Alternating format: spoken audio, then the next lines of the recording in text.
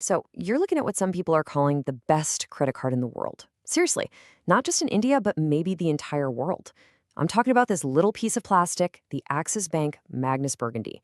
It has the entire credit card world buzzing, but does it actually live up to all that hype? Well, that's what we're here to figure out. And look, it is a really bold claim. You've got experts like Siddharth Roman over at Card Expert calling this the absolute pinnacle for anyone who spends a lot of money. And why? It's all thanks to a reward structure that honestly seems almost too good to be true. This card was designed from the ground up to be exclusive, super powerful, and yeah, extremely lucrative. So that's the million-dollar question, right? Is this thing a true game changer, or is there some sneaky catch buried deep in the fine print?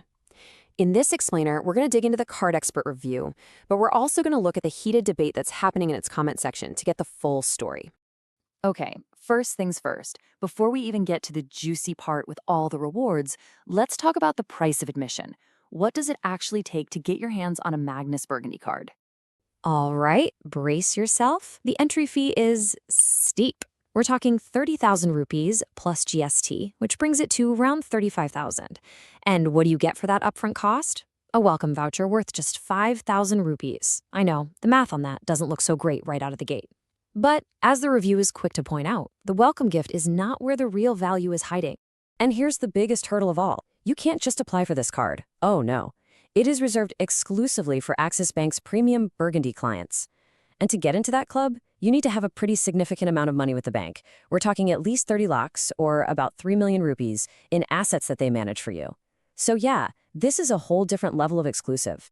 All right, so let's just say you've cleared those pretty high bars, the cost, the eligibility, all of it. Now we get to the main event, the rewards. This is where the card's legendary reputation really comes from. On the surface, the base reward rate is a very, very solid 4.8% when you transfer your points to partners. And don't get me wrong, that's already excellent. But that's not the real story here, not by a long shot. The secret sauce, the magic ingredient, is a feature they call accelerated rewards. And this is the mechanism that transforms the card from just being good to being potentially world-beating. And here is the magic number you need to remember. 1.5 lakh rupees, $150,000. This is the monthly spending threshold you absolutely have to cross to unlock this card's true power. Now let's look at the math here, because this is where things get kind of nuts. The first 1.5 lakhs you spend in a month earns at that solid 4.8% rate. Fine. But every single rupee you spend after that earns at a massive 14% rate. As you can see, this dramatically boosts your average return. A 3 lakh monthly spend gets you a 9.4% reward rate. Spend 5 lakhs, and you're suddenly looking at over 11% back. It's wild.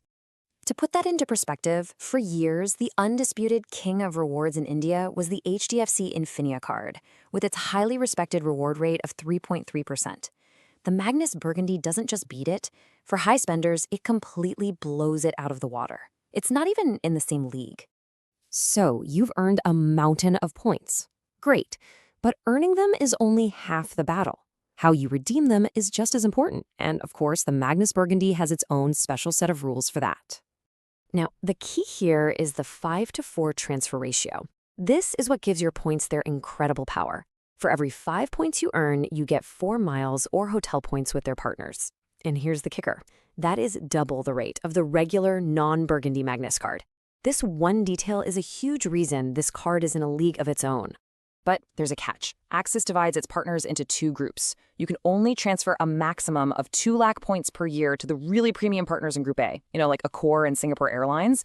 You have a much larger 8 lakh point cap for Group B. This forces you to be strategic about where you're sending your points. So what's the best way to play it? According to the review, your safest bet is transferring to hotel partners like Accor or ITI. They offer really consistent high value. Airline miles, on the other hand, can offer even bigger rewards, especially for things like business class flights, but it's a risk. Airlines can devalue their miles with absolutely no warning, potentially slashing the value of your hard-earned points overnight.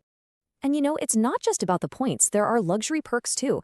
One of the most valued is the complimentary meet and greet service, which gives you a VIP escort right through the airport 4 times a year, which makes traveling feel pretty seamless. So we've seen the incredible potential here. But is it universally great? Well, this is where the source material presents two starkly different conclusions. The author of the review, Siddharth Raman, he gives it a glowing 4.8 out of 5 rating. His final verdict is crystal clear. For anyone spending over 1.5 lakhs a month, this card is an absolute must-have. It's a powerful tool for maximizing rewards. But then you scroll down to the comments, and you find a completely different take from a reader named Rahul. He calls it a marketing gimmick and a marvelously packaged deception. Whoa, a completely opposite take. So what's his reasoning? Well, Rahul's argument is all about the total cost. He says you have to factor in the lost investment earnings on the 10 to 30 lakhs you're required to keep with the bank. When you add that opportunity cost to the annual fee, he argues you need to spend 20 to 40 lakhs a year just to break even. Plus, a lot of common expenses like utilities and insurance don't even earn rewards, and he thinks the redemption rules are just too complex. So, who's right?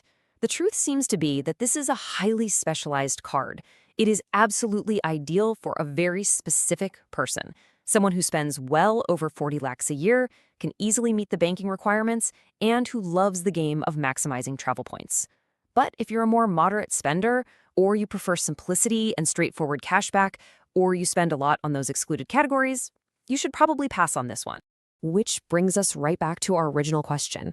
Is it the world's best rewards card, or just the world's best marketing? The answer, it seems, depends entirely on who's asking the question. For a select few, it's a golden ticket. But for everyone else, it might just be a golden cage.